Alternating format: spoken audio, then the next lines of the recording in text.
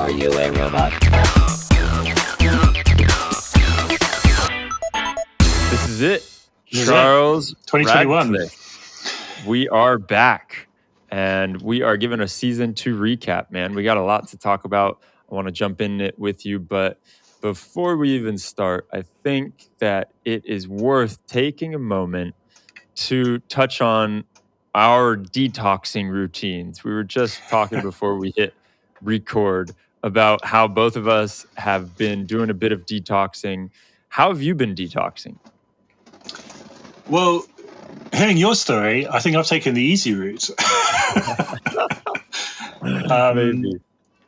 So I've been building up for a few years on this. It's getting better every year, I would say. So I unplug. That's my detox. So when I say unplug, I mean like no screen time, zero. Yeah. No phone, no computer, no email. And it's not perfect, I would say. I mean, obviously, I would say this year is a bit of an excuse that because we're living in COVID times, it does pay to check, how the zombie apocalypse is progressing and how far away from the door the problems are. So I've allowed myself to kind of scan the news on a daily basis. I will confess I've made a few eBay purchases as I've done some DIY jobs around the house and realized I needed a few things. But that's it. I mean, I genuinely talking with relatives via FaceTime or video calls. No, we did.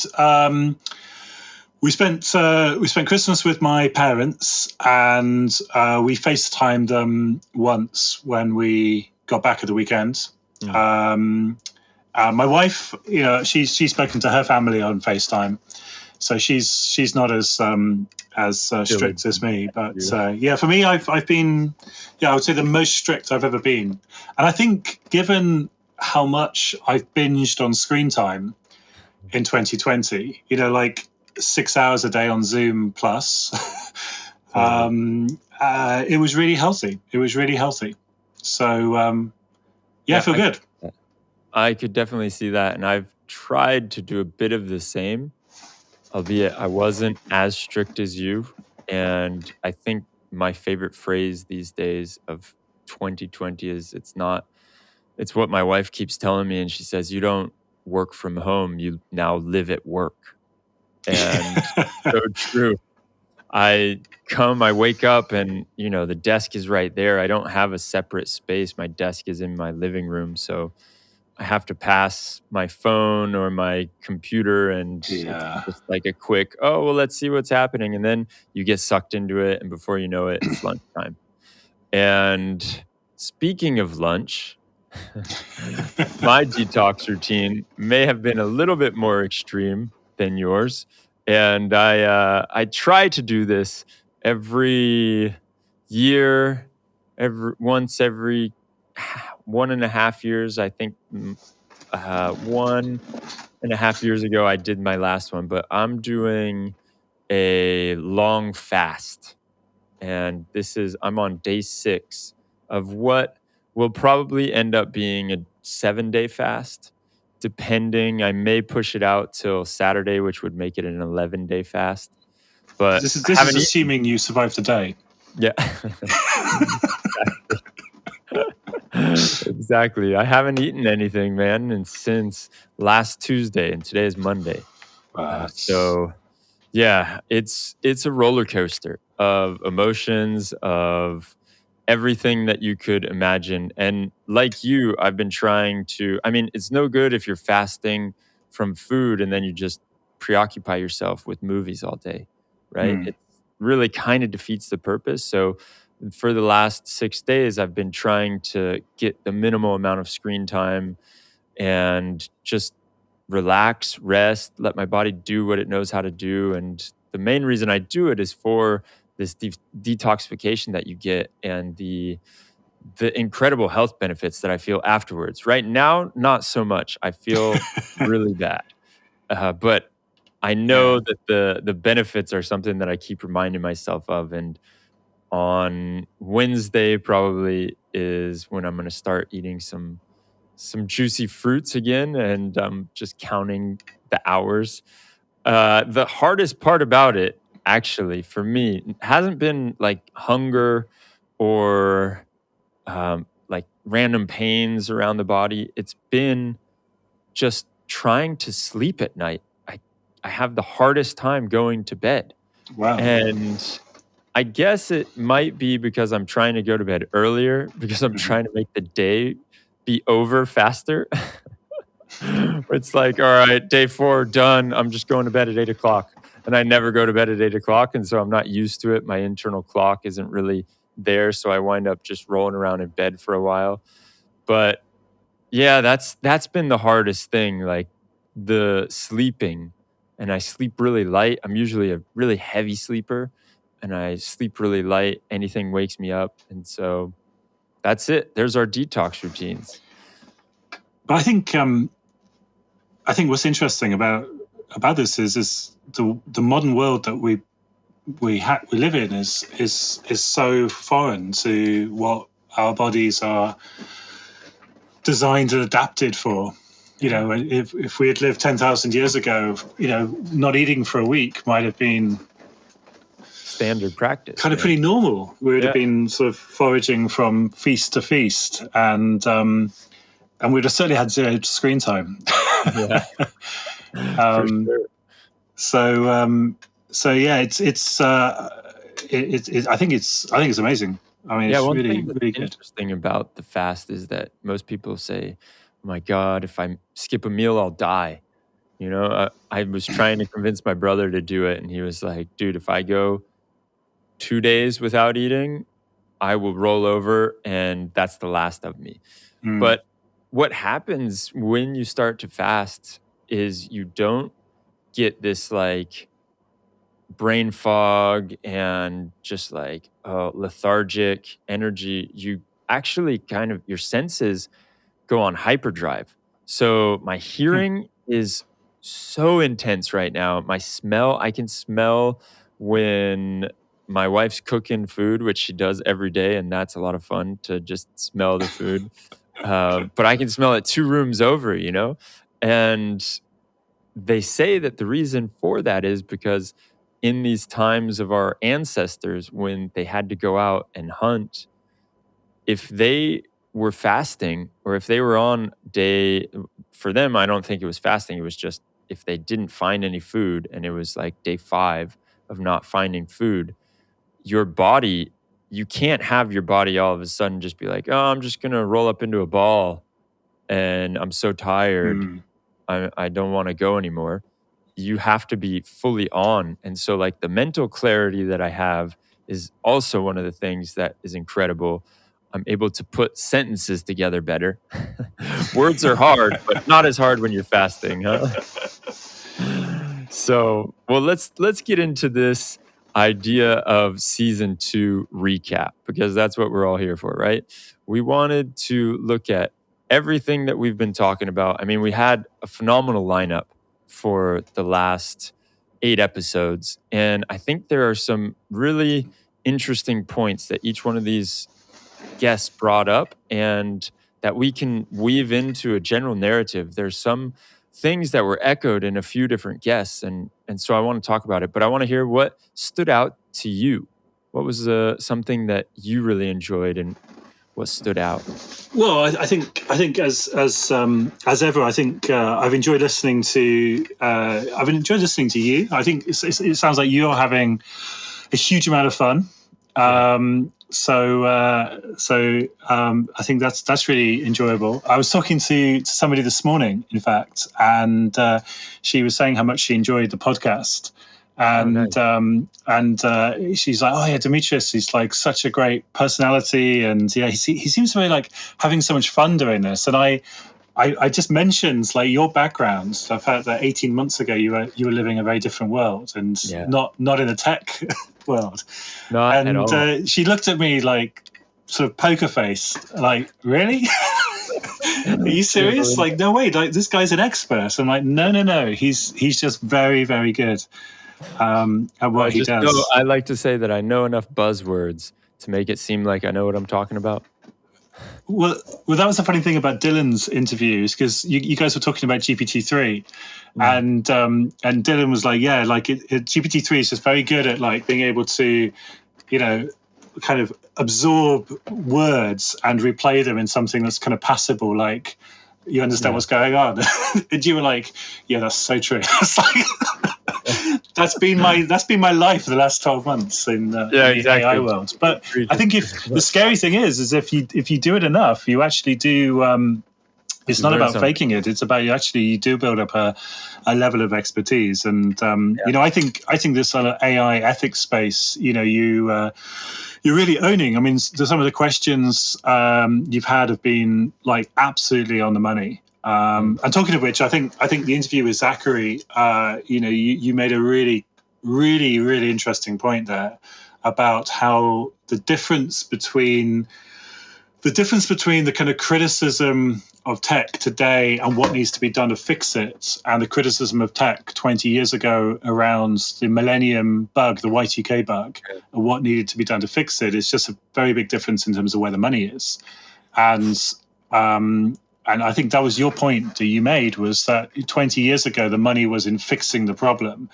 And today, the money is in absolutely not fixing the problem. Yeah. And I think that was such a great insight about fixing the problem to make it seem like we're fixing the problem. Exactly. Yeah, that one was.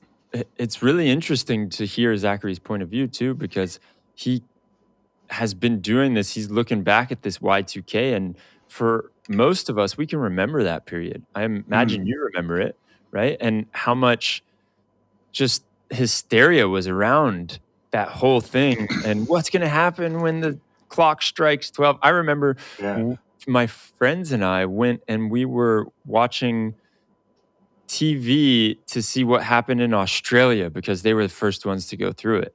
And oh, nothing happened in Australia? All right, we're good. Let's go out. Yeah. I remember like the morning of January the 1st, 2000, and kind of looking around and going, everything's still here. Everything's still working. Cars are still driving. Like, we still have electricity. Like, okay, this is good. And to Zachary's point, we kind of look at the Y2K bug as a bit of a joke, but it was an amazing achievement, actually, the fact that we got through that whole process without, too many problems. Fun fact for you. Do you remember Dr. Rob Wortham, who you interviewed for season 1?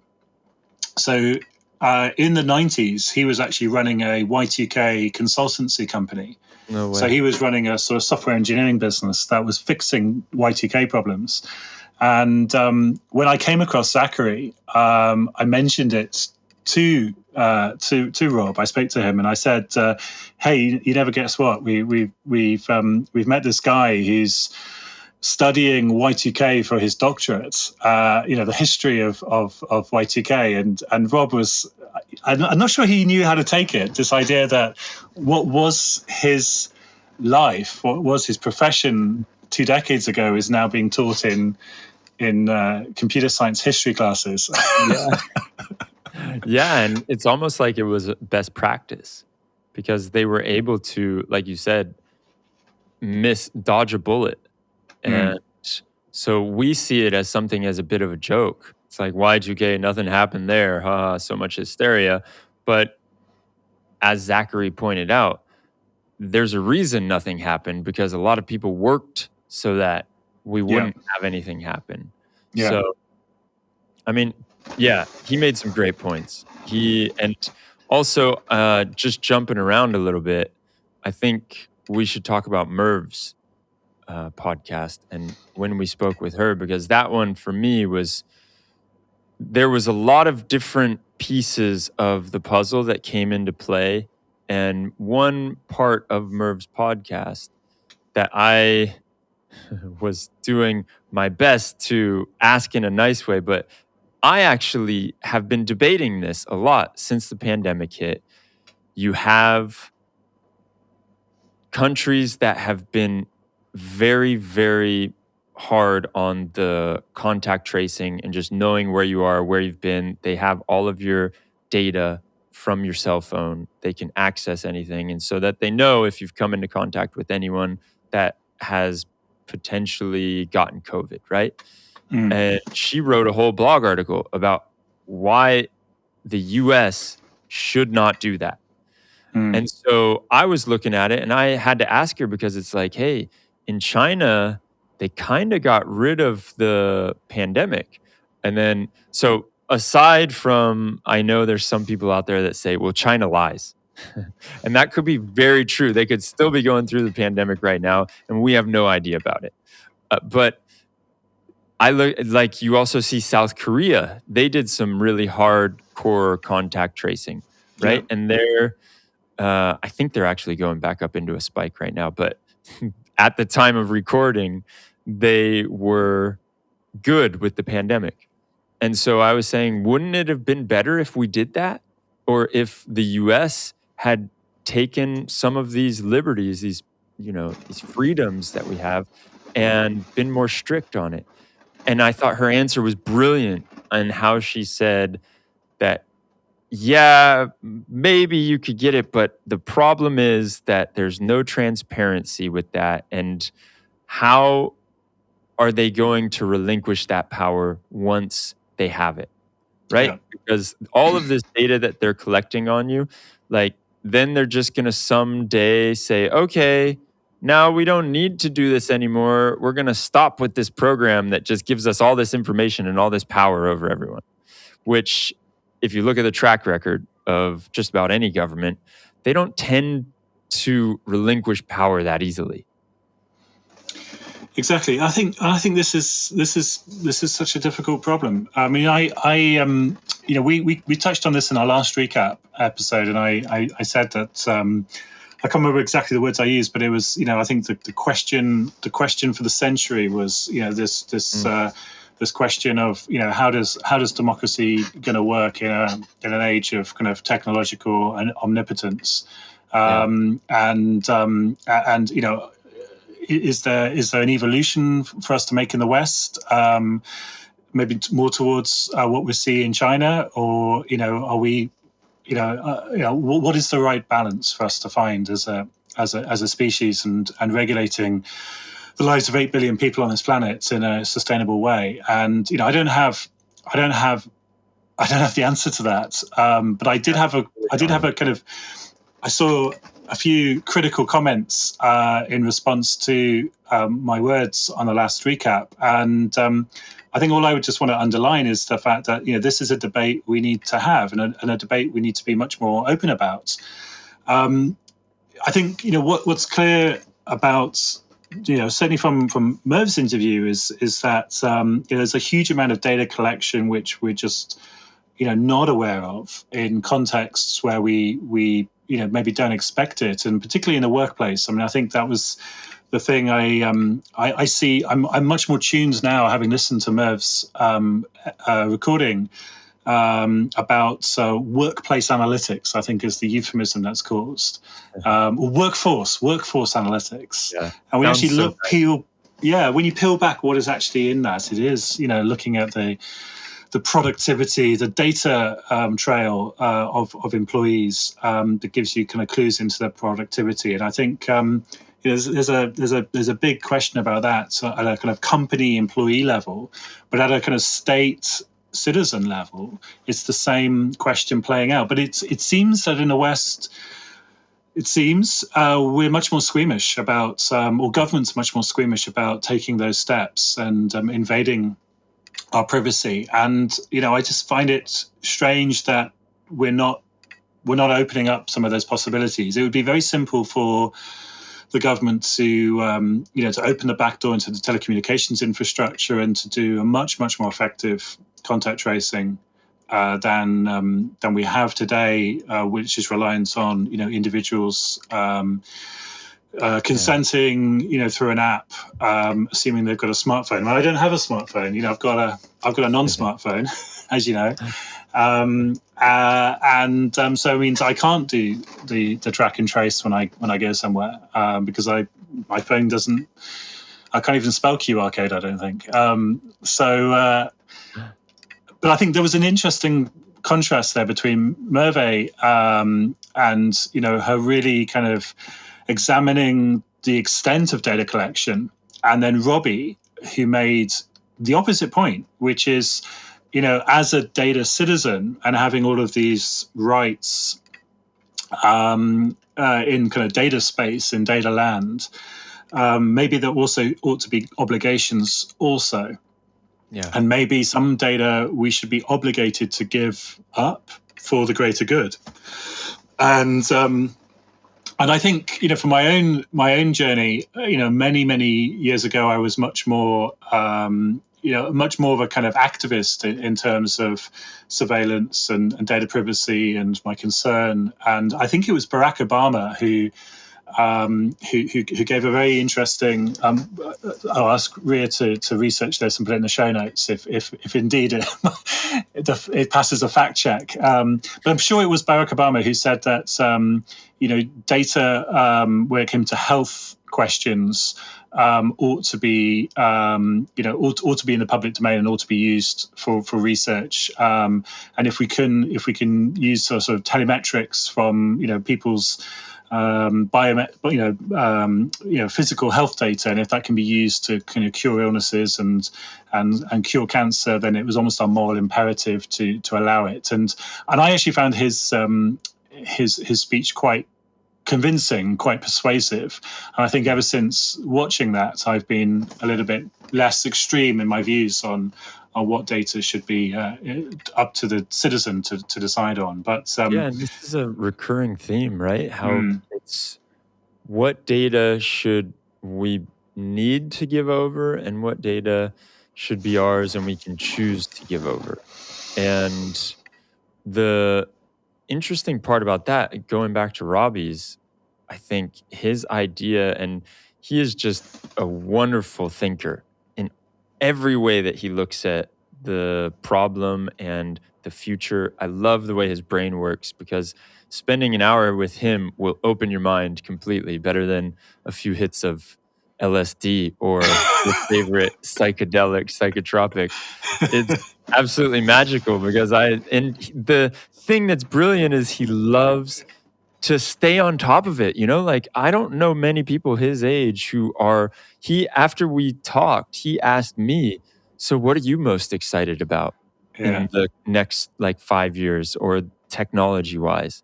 And I was like, whoa, that's an interesting question. I haven't really thought that hard about it. And so he wants to stay on top of things. And he wants to continuously push the boundaries of his own thinking and his own limitations.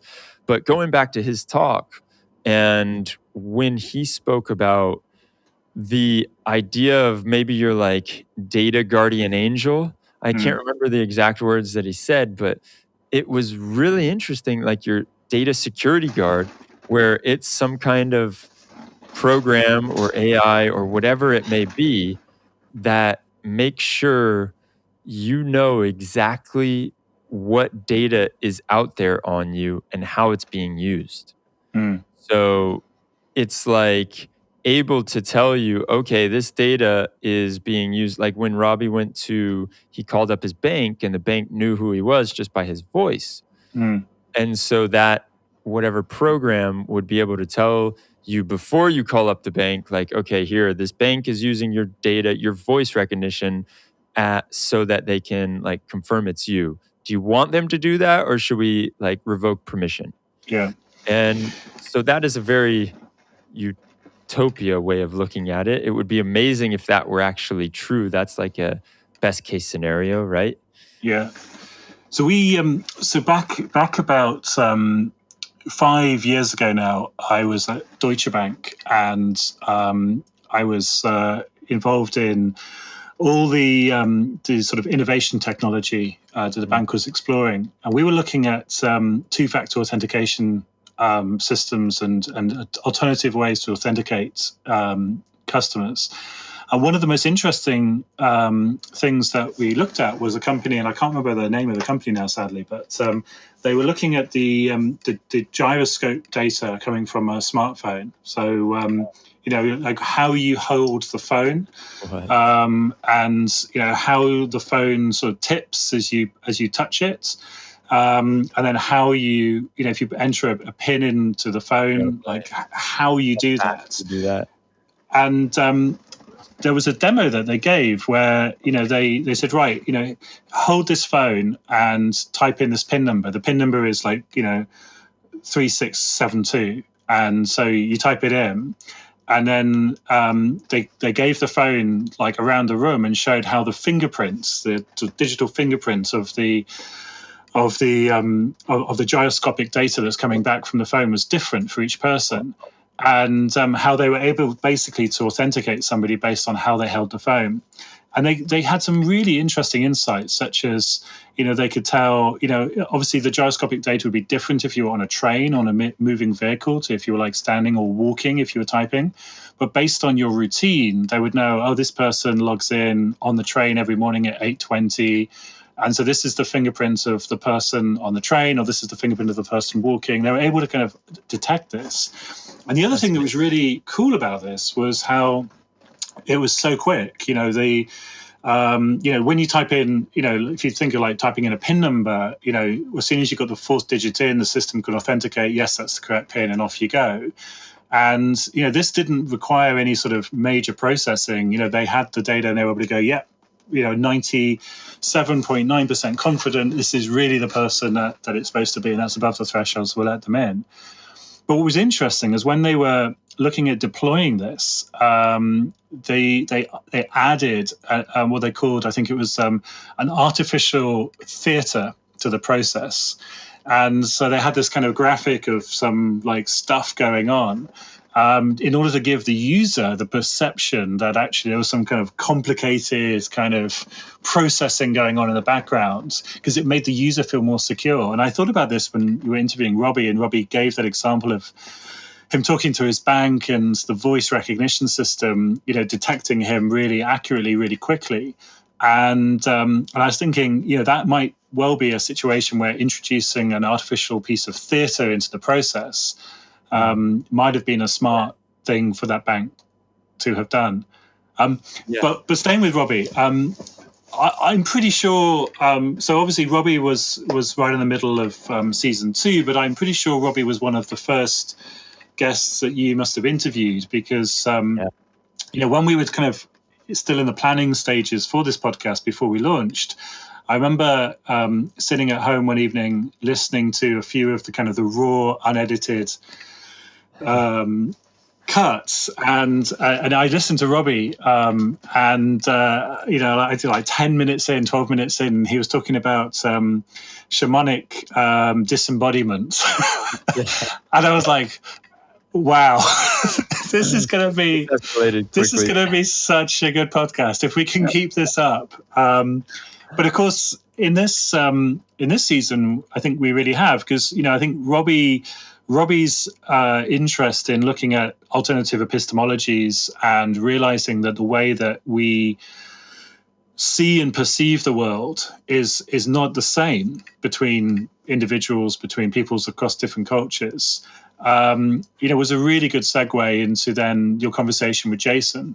And I think for me, what was so poignant, we touched on racism in season 1 a little bit, but again, coming back to that question with Jason, is that I think it was so powerful, what he was saying, that he doesn't care if the engineer is racist or not racist, or whatever they say about their worldview. What he cares so strongly about is the impact that they have, the thoughtless impact, the sort of not considering the consequences of the impact, and particularly on people who have unfortunately been on the wrong end of technological, I'll say progress, but it's the wrong word to use. As technology has changed the world, it's not changed the world for the better for certain groups in society, and he wants to make sure that is not also true of AI. And I found that there was so much to think about from that conversation with him that I'd never had had the opportunity to do so before. What Yeah. did you think from that chat with Jason? Well, with Jason, the one thing my biggest takeaway, and yes, to your point, like, wow, the impact that someone can have behind a computer and not realize the impact that they're going to have Mm, is a little bit scary sometimes when you think about that, right? Like, they're like he was saying, it doesn't matter what their beliefs are, what their worldviews are. What I think was my biggest takeaway is how he said, when you are faced with a decision, it's very rare that you step back and you say, do I really need to be making this decision in the first place? Or is this just a culmination of my worldview? Is mm, this just because I think it should be this way? Right? Like, so his whole idea of, should I be making this decision, or does this decision actually need to be made, was something that I was able to go, wow, that is one thing that is going to expand my thinking. And the next time I'm at an obstacle and I think, oh, it's either A or B, then taking a step back and maybe I'm not asking the right questions, or maybe I'm not looking at this from a different perspective. Because, like he was saying, in our westernized way of looking at things, it's very easy to think, oh, it's got to be this way. But if you look at it from a different cultural perspective, you may see things completely different. And yeah, so the power and the way that we make decisions, I think, was my biggest takeaway there. And again, it was an amazing talk. We talked for a while, I think, just because it yeah, was like, I'm not going to cut him off. Let's keep going. yeah, I'm free for another hour or so. Let's just keep talking. It was so fascinating to listen to him and to just gain all this insight, really. And he was able to share it freely. He was really, really generous with his time. And I had a blast talking to him. yeah. And that's the thing I've loved so much about this project, and my own participation in this is that we've been very lucky doing what we do and coming across people like Jason, and then myself being involved in the briefing call with him. We just had such a really interesting chat, and it opened up my own eyes to so much. And so no, for me, I think it's been the thing that I've enjoyed so much about this is just being behind the scenes, talking to some of these guests, hearing their perspective, and realizing that there's just so much thinking that's outside of the mainstream that is so important to Thing that he make. did say that for me was, he was talking about how we need to look at being more respective and of machines, or having more empathy for machines Mm. as they become like I'm sure most people have seen right now the viral video of Boston Dynamics dancing robots, and except for you, because you've been detoxing. Oh, is So this? I mean, this this isn't the dog opening the door thing. No, you gotta see it. You'll see it later once you're Okay.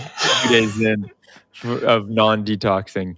But the thing about that was that I asked him, like, "How do you expect us humans to be more empathetic to machines when we're looking at animals and the way that we treat animals right now, which we Mm, know are living, breathing, conscious beings?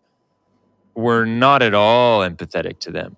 mm. Right? Like, so how do you expect that idea to go to machines? And that was something that he like stopped. He had his cadence of talking really fast, and then he stopped and it was like, yeah, I haven't thought about that. That's a really good one. And I'm very, I don't want to say pessimistic, but I'm doubtful that we're going to be able to bring that mentality in to the machines when you look at how we treat animals right now, and it's not Yeah. anything like that. Although, so this is an area where um, I'm still formulating a view myself. And obviously, physical treatments of machines. If someone were to take a piece of complicated machinery and exert wanton destruction on it, then I would judge that behavior as being wrong, because it's just a waste of resources for no other reason. But I don't see any reason why we need to treat machines with any sort of level of respect that we would treat animals or people with, other than the fact of respecting a thing of value, a thing of intricacy, a thing of and I think you can admire the complexity of the machine and admire the technology. I mean, certainly when I get a new device, I look at it in awe of how thin it is or how light it is, and I think it deserves to be treated with respect, because the technology that we have is amazing today. But I don't see having any kind of special quality, and in fact, I'd go further than that. And something I've been thinking about for the last few years, and haven't quite yet managed to get it down into an article, is whether, in fact, we should not be polite to machines. So when we talk to Siri or talk to Alexa, or the other one, whether we should say please and thank you when we're asking it a question or addressing it. And in fact, some of the companies, I think it was Google or Amazon, I think it was Google, introduced a sort of an incentive that it's depending on how polite you were to the voice agents, depended on, like, you almost got like a thank you back in response, or you got a slightly different tone of voice back in response for being politeness. It was like a politeness reward for talking to Alexa.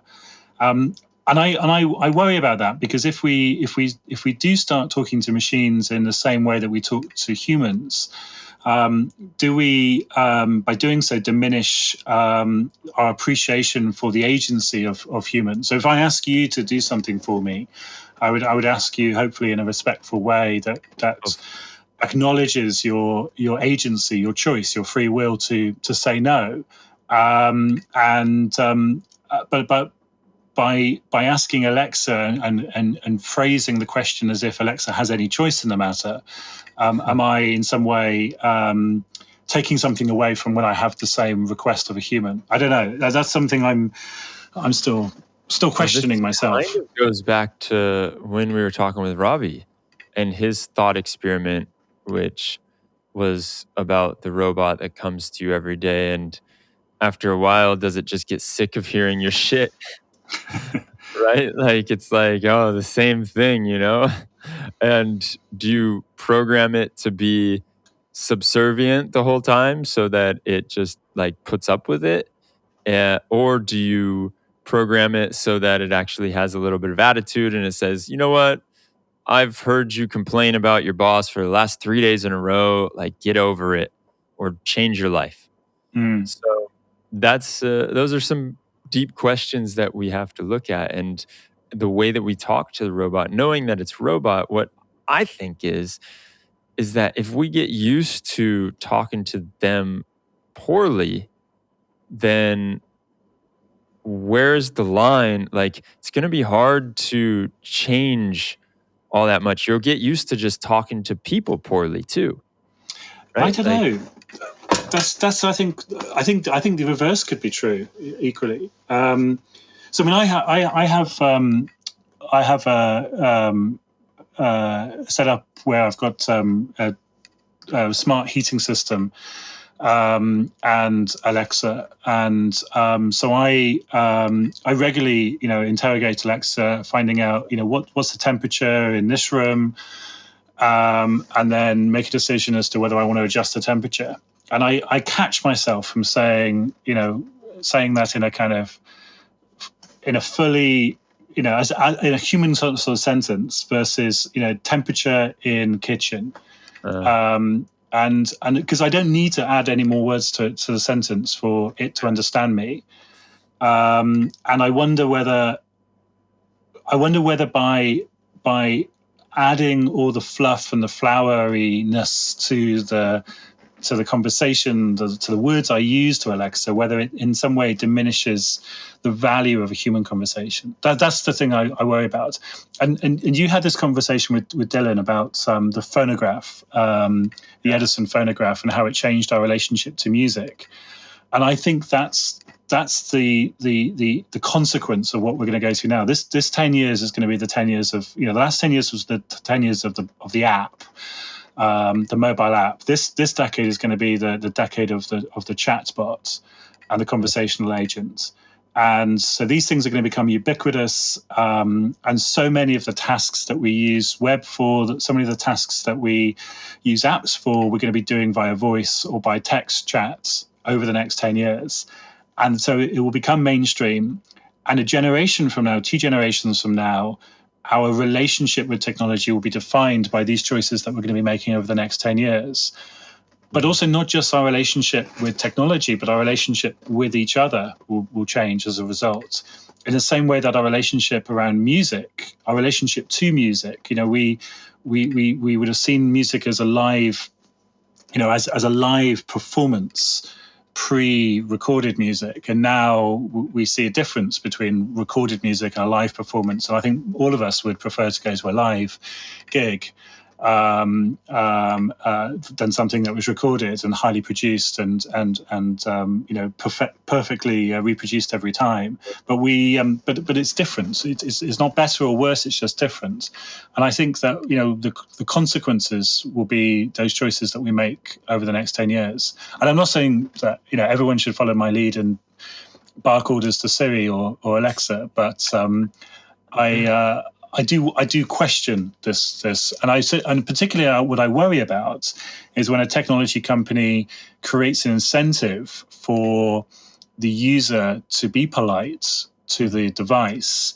It's imposing its own moral and ethical judgments on its user base. Yeah. And if its user base is just 10 or 20 people, then so what? But if it's Amazon or Facebook and its user base is counted in the billions, then that's a social engineering experiment being played out across millions and billions of lives. Yeah. And I think that's then problematic, and that's why we need to start to have more debate about these things. Well, it goes back to that whole thing, like a few engineers behind a computer can have serious effects that they didn't even think about, because these topics aren't being brought up in their circles.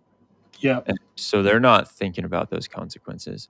So yeah, I mean, let's touch on, I feel like it's a good segue to touch on what I spoke about with Paul, because Paul's was all about regulation. And I think my main takeaway from this was the idea of having a regulation that will contain or benefit or like make it okay for us to do AI in a safe way is absurd, right? Like there can be no blanket regulation for this.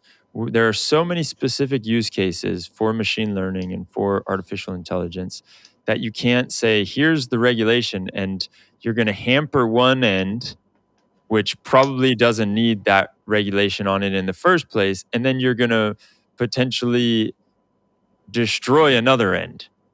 And so you have to be very diligent and thoughtful about how you do regulation, and it needs deep, deep thought. And it goes back to the conversation that I had in season 1 with, I can't think of his name right now. Sebastian?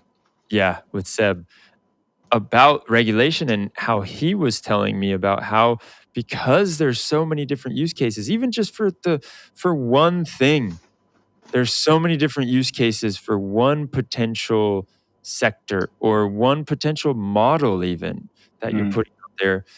To regulate that in a way that is useful and is actually helpful for us is so difficult. And it is really because there's so many of them. So that's something I found with Paul. He was going against the grain, right? A little bit, but it's in a very logical way. And I like the way that he talks about it. He's not saying regulation is bad per se, He's saying that we need the right regulation. And Yeah. what he's seen so far, he hasn't really thought was the right way to go about things. Yeah, and I think this is where the relationship between MLOps and AI ethics kind of come in, because it's one thing having a regulatory framework, but it's another thing implementing it. And I think because of I think the thing which we all get caught out with AI is, we use the term AI so freely, but what's disguised in those two initials is a very complex supply chain, and you've got algorithms, you've got data, and you've got compute as the sort of the three basic elements of machine learning. But but then even looking one step beyond that, you can see that if you've got a self-driving car and there's a malfunction, finding the cause of that malfunction can be a real needle in a haystack exercise. Was it because it was running on this particular version of TensorFlow at that particular moment, and if it was running on a slightly different version, it would have had a different result? Or was it the hardware implementation that caused the unexpected consequence, or was it simply there was faulty data coming in, or was it And so there's a very complex, and I think Paul was right that these things have been worked out from a liability standpoint, and we've already got all the rules and all the laws we probably need. But I do think we need to kind of bring that down to we do need to find kind of practical ways of implementing this. And I think what excites me so much is seeing the MLOps community evolve, and platforms like Grace from 2021.ai.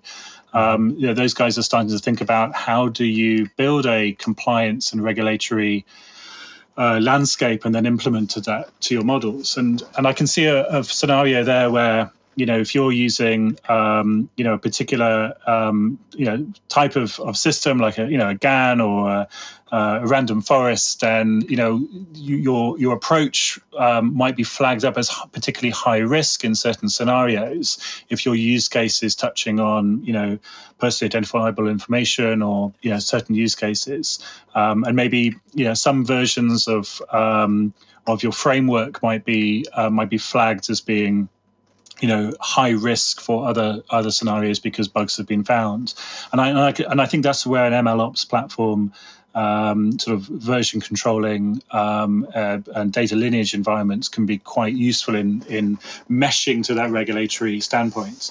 But the regulators have to do something, and obviously they're not technical people. And what I think most fascinating about the conversation with Paul was you were talking with somebody who wasn't a technical person, but was somebody who was grappling with this complexity. And I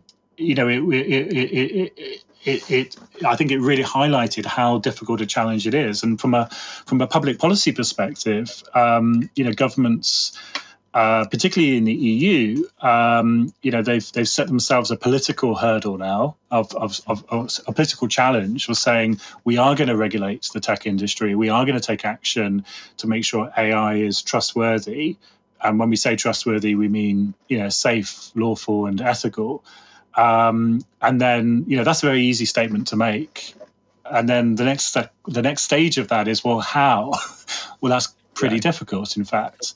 And I think what I've really enjoyed working with Paul and his colleague John at the Global Digital Foundation over the last few months has been, thinking this through from a public policy perspective down to a industry perspective, what that actually means in practice. And one of the things I know Paul is working on is trying to launch a supply chain centric initiative. There's quite a few kind of regulatory governance initiatives around the world, like GPI from the OECD, but they all tend to focus in on one part of supply chain. So as a chipset designer, what do chipset designers need to make sure that they have to do to be compliant and to avoid regulation? Or as a data controller, or as a data processor, or as an algorithmic designer, or as a software systems integrator. But no one's thinking about this holistically across the supply chain. or at least not many people are. But the Global Digital Foundation and Paul McDonnell is one group who are thinking about this. And I know that they've, working with some of the big tech companies in trying to understand the relationship and the obligations between different aspects of that supply chain. But it's not an easy job, and it's going to be something which is going to take, I think, a few years to work through. Well, maybe we should talk for a moment about this EU regulation, because I know that you had shared something, I think, in Slack about how it's not out yet, or it is out. It was coming out, the new kind of regulations that they're going to put into place. Can you just Yeah. explain that a little more? Yeah, we should maybe do an episode on the regs, because this is something which is going to touch everyone working in the AI industry. And what surprises me is how many people who are data scientists or involved are just not aware of what's coming down the pipe from the EU. So I think maybe an episode on this would be really useful, and also for citizens. I think every user of the web is familiar with GDPR because we're on the other end of it. But I think it would be useful for citizens as well. People who are not necessarily in the tech industry listening to this podcast to understand what is the EU doing, and even for those people listening who are outside of the EU, like I am now over here in Britain. But it's going to affect us all, because that's the so-called Brussels effect of when somebody wants to bring a product to market, having 27 countries to make that product conform to, it just has the consequence of meaning, well, if we're going to have to make it conform to the standard for these 27, then we might as well adhere to that standard, wherever we do business. And so, what we've seen with GDPR is it spawns, other similar data protection regulations in other jurisdictions like Australia, California, obviously. And I think we're going to see the same with the AI regulations. So, the AI regulations, this is going to be the big news of 2021. They're due for draft publication. So, the way the process works in Europe is that the Commission, basically propose regulations or directives, and they go through a process of doing so. And the starting point was a year ago when they were publishing their political ambitions, and I think it was 19th of February 2020. The document came out, which was called Europe's Digital Future. And it's really set out the ambition that Europe has for technology. And at the same time, they also published a white paper on AI regulation, which made a few proposals in terms of how we might start thinking about the AI industry. And one of those things was about essentially risk assessment. How we look at the risk of the system. Do we look at it from an industry-centric perspective and say, well, this industry is high risk and this industry is not so high risk? Or do we look at it a use case perspective, or do we look at it from a technology perspective? And so certainly that's one of the things that went through the consultation process in the white paper. And it was open to the public. We all had an opportunity to respond. And then at the end of that process, in the autumn of last year, something called an impact assessment was made, which basically set out, 4 or 5 alternative paths for the regulations to follow. And basically considered, what might happen and what the impact on fundamental rights might be of each of those paths. And that's just part of Europe's kind of bureaucratic process. So now, as we speak, and as this podcast gets published, the people who are doing the drafting in the Commission will be busy writing words, and we're expecting to see it any day, but I guess the word on the street is end of March, beginning of April is when we're going to see the draft. And so the question is it going to be a regulation or is it going to be a directive? And without going into European law too much. There's just it's just a sort of difference in terms of how it's implemented. But I think we're likely to see a regulation. That's certainly what I hear from people who are closer to this than I am. And I say we're likely to see this come out in April. And what I suspect we're going to see is some very strong encouragement from the European Commission that industry need to find solutions to regulate themselves, and that will be happening, and there will be specific regulation in high risk places. And high risk places will mean things like facial recognition, things like autonomous driving, things. Military applications have been ruled out. That was actually right at the get-go. They said military applications of AI are going to be out of scope. In many respects, that's a shame, because that's probably where the greatest harms are. But it's also probably the easiest place for them to identify what controls they need to put in place. So I think there's going to be a kind of a mixed diet. Sorry to use the food analogy on you, D, but there's going to be, if the hard regulations are the meat and the soft regulation of industry led initiatives are the vegetables, I don't think it's an either or. I think it's going to be a mixture of both. But we'll know for sure. And once the draft legislation gets published in March, April time, then the baton gets passed to the European Parliament, and it will go through the political process. But essentially, the direction of travel will be set at that point, and it will then be a negotiation of the detail. And the best guess I have is that we will see these things passed into law 2024, 2023, perhaps. And probably coming into effect maybe a year or so after that. So if it follows GDPR in terms of the way that it went through the process, we're still a few years away from AI regulations, having to be compliant and facing penalties if we fail.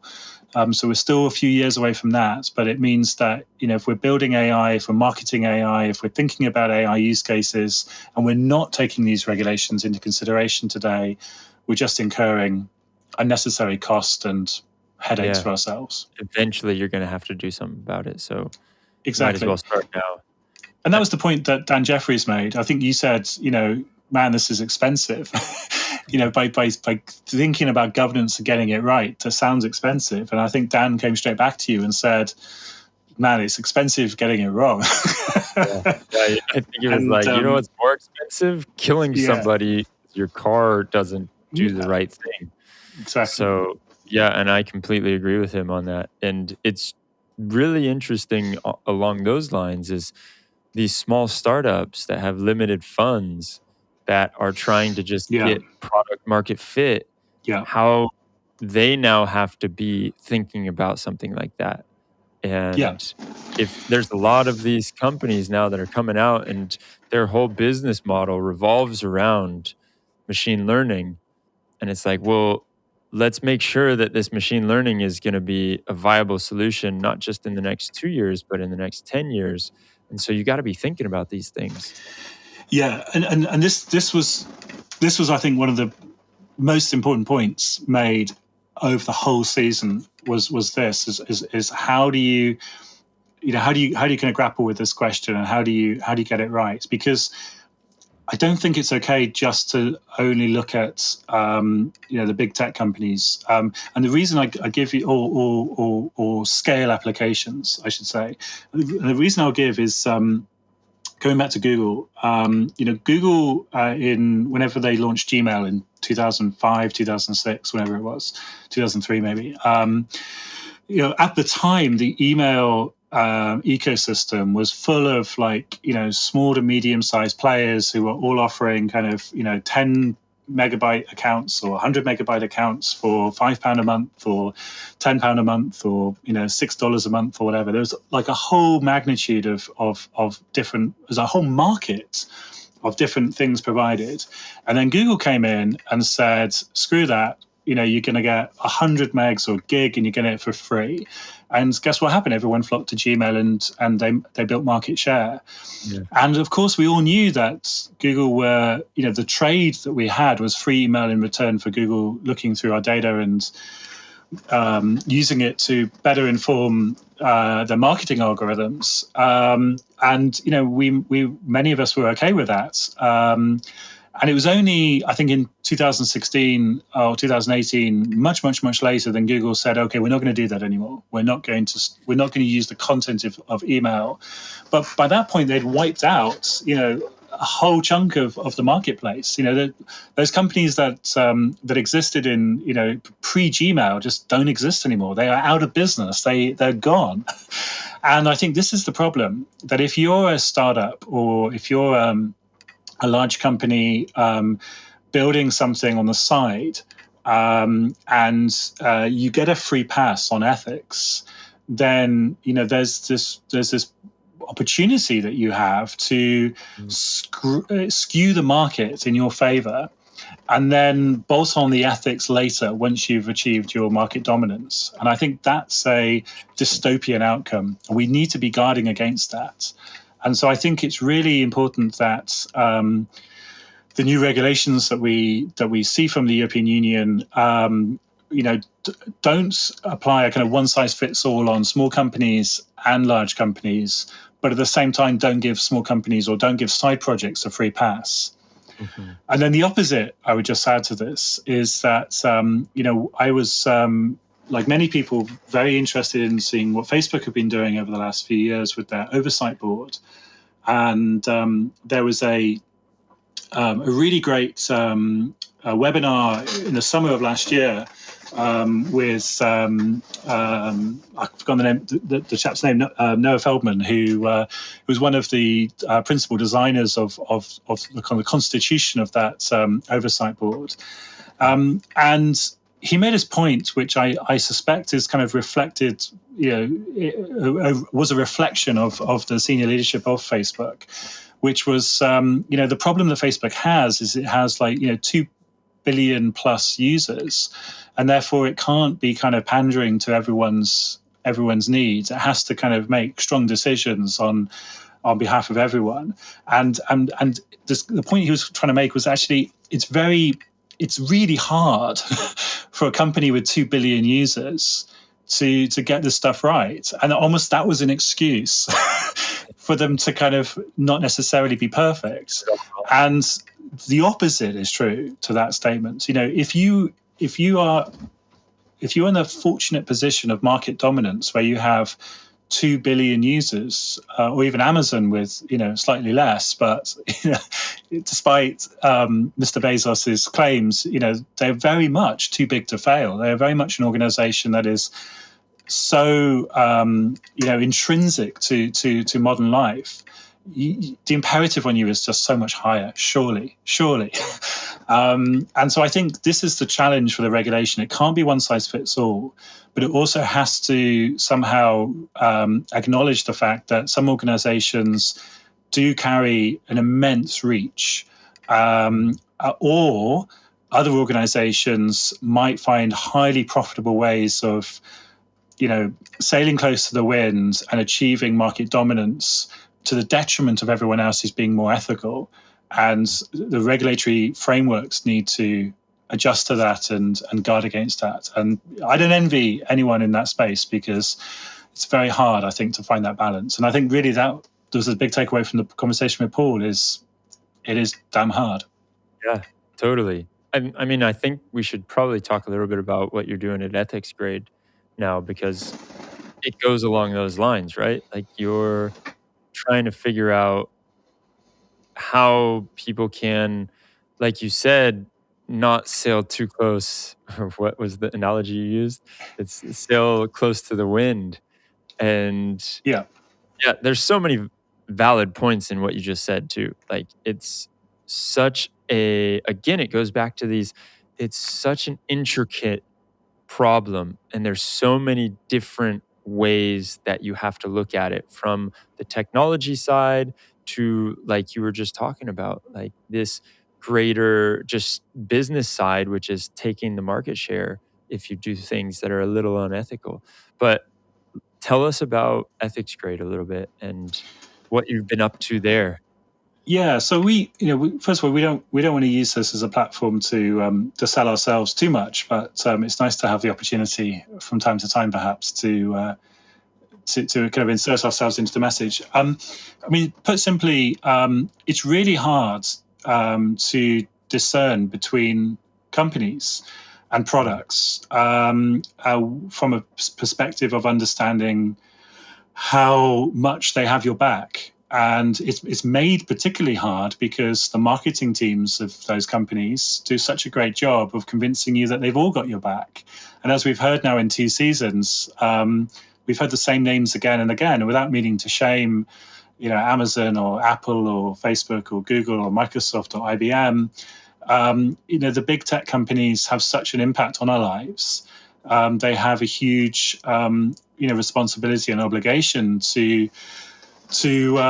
discharge that obligation in a responsible way, and the marketing departments of those companies make it very difficult for us as ordinary citizens to see the difference. And so seeing that and recognizing that's exactly the same problem that we saw not quite a generation ago, but 5, 10, 15 years ago around the oil and gas industry and climate change. Actually, the solution, I think, is common between the two, and that's we can rate companies based on the quality of the governance that they have, and we can understand that based on 2 things. One being the quality of the governance that we can see and we can see evidence of in external world, and secondly, what they tell us and what they open up and reveal to us. And so really, that's what EthicsGrade is about, and that's our mission: is to help help people discern between organizations and between the values that organizations have. And ultimately, we see sort of 2 primary customers of our research and our analysis. Firstly, there's people like you and I, the listeners of this podcast. If you're going to buy a new smartphone or a new smart fridge or a smart car, autonomous self-driving car, we think that you'll be interested to compare the quality of governance between a Samsung and an Apple, or a Tesla and a Toyota, much in the same way as you'd compare any other feature that the product might have.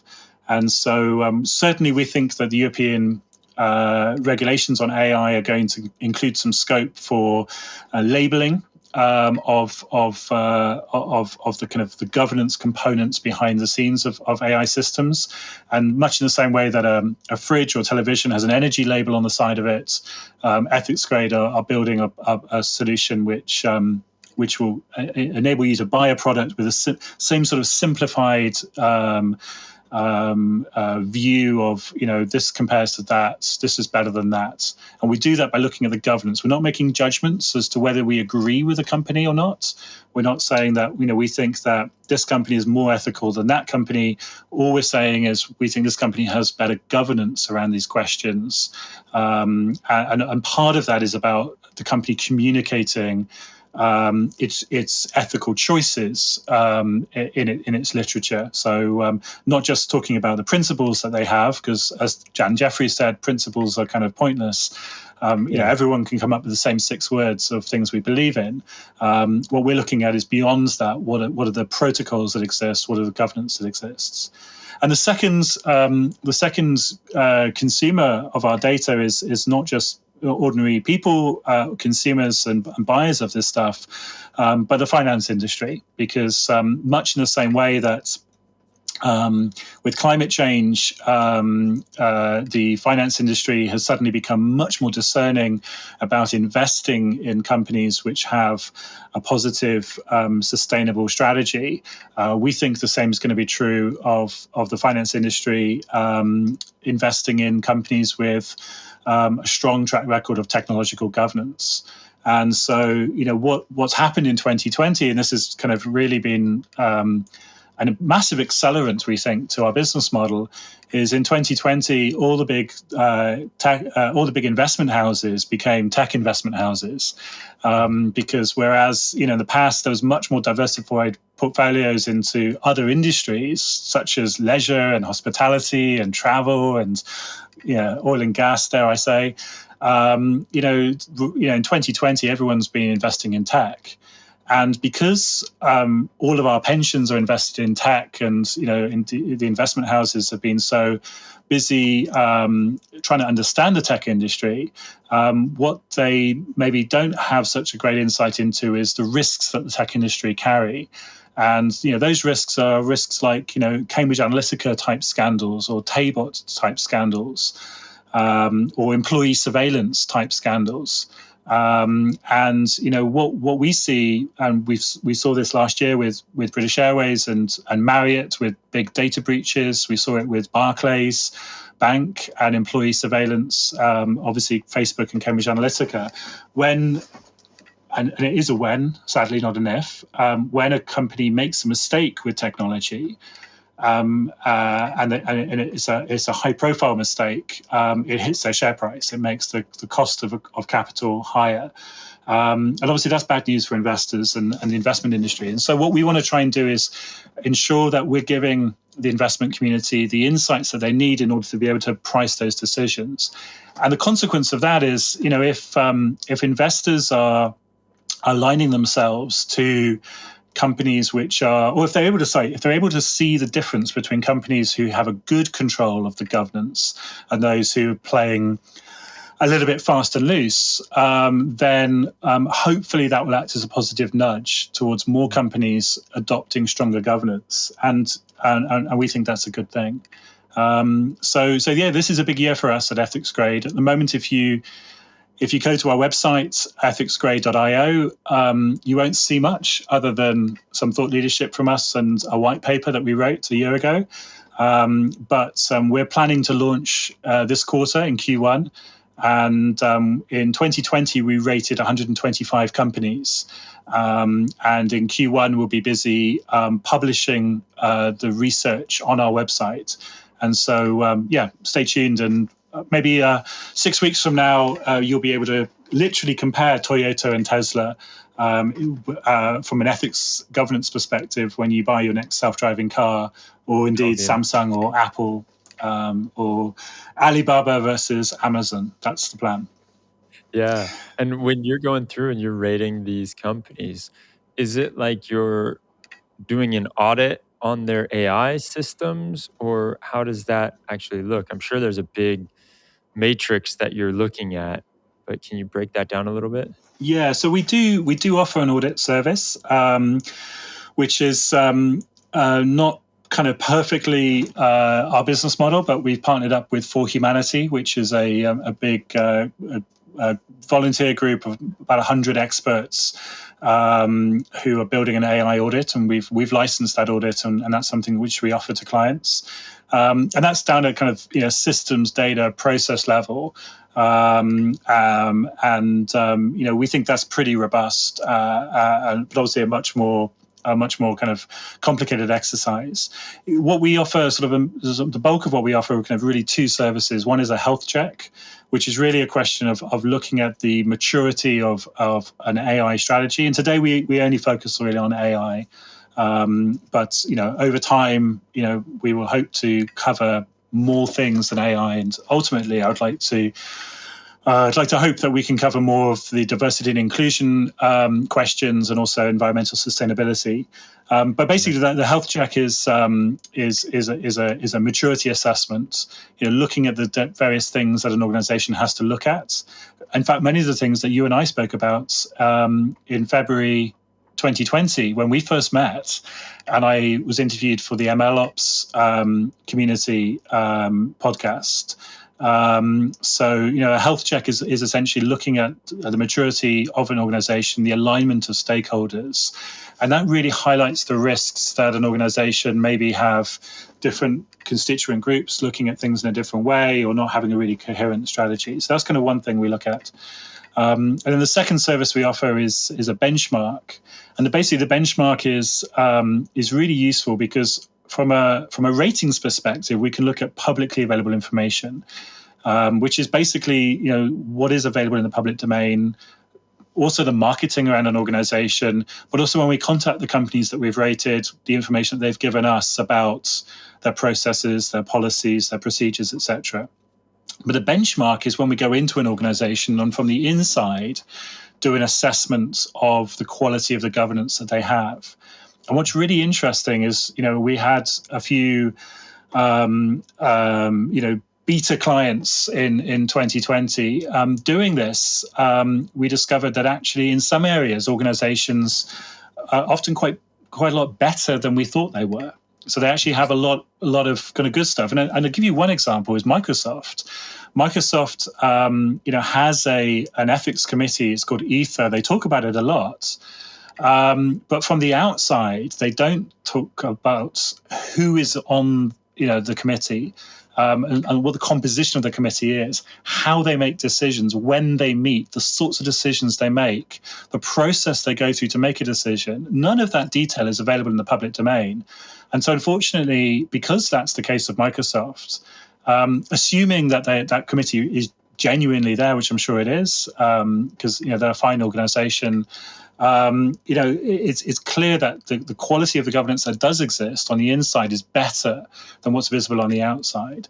And so Microsoft would be an example of an organization which would score much better on a benchmark than they would on a rating.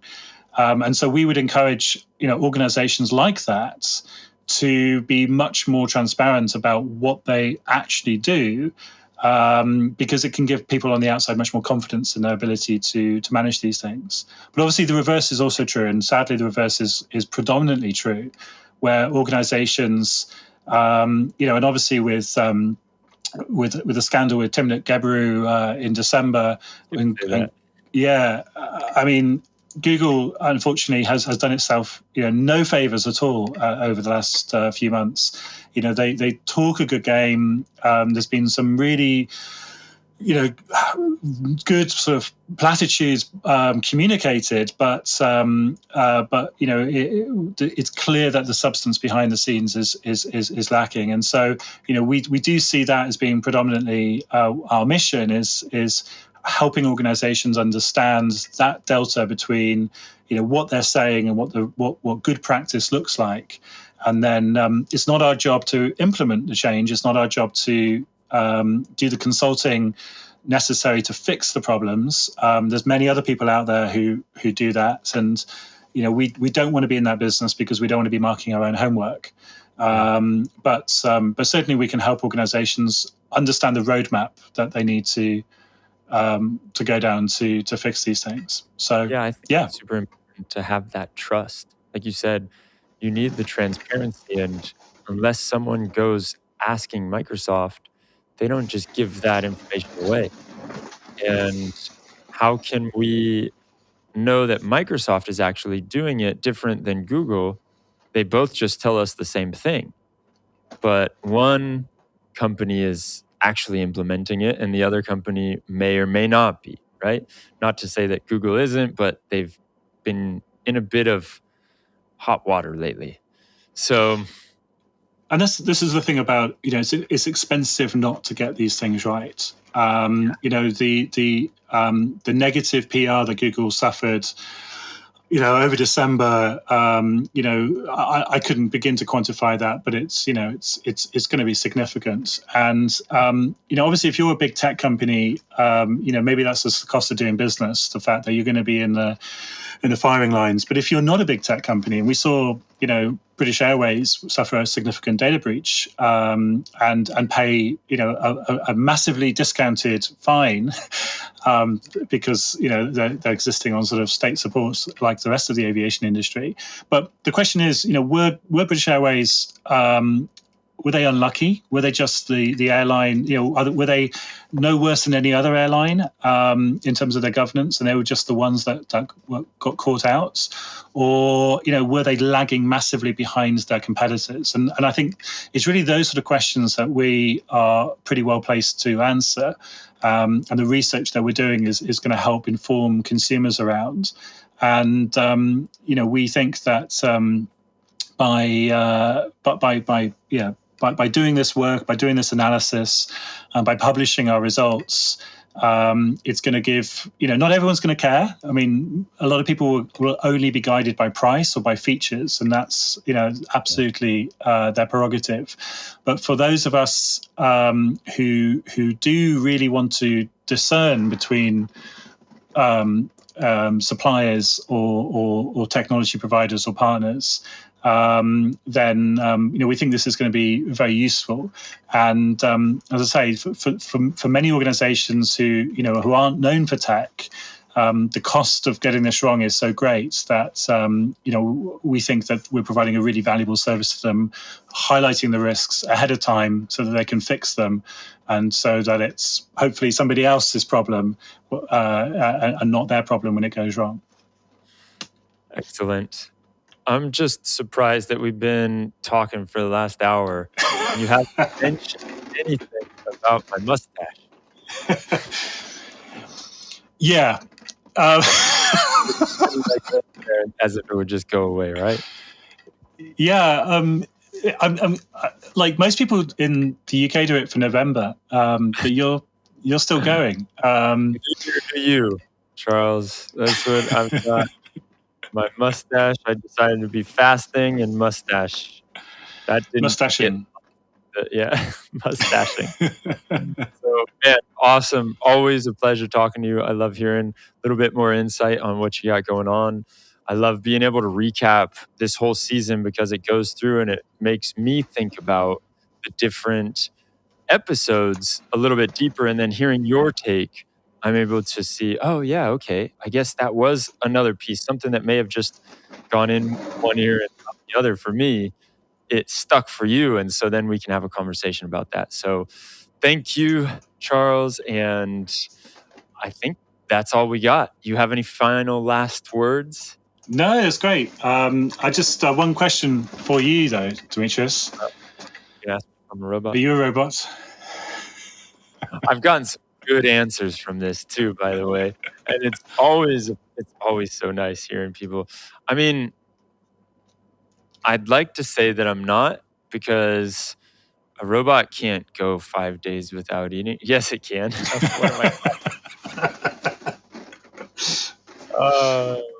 Maybe. If I am, I got some hardwiring wrong because I'm fasting right now. So, and I have a mustache. So whatever, I need a new OS because this one horribly It's a feature. It's a feature, not a bug. Exactly.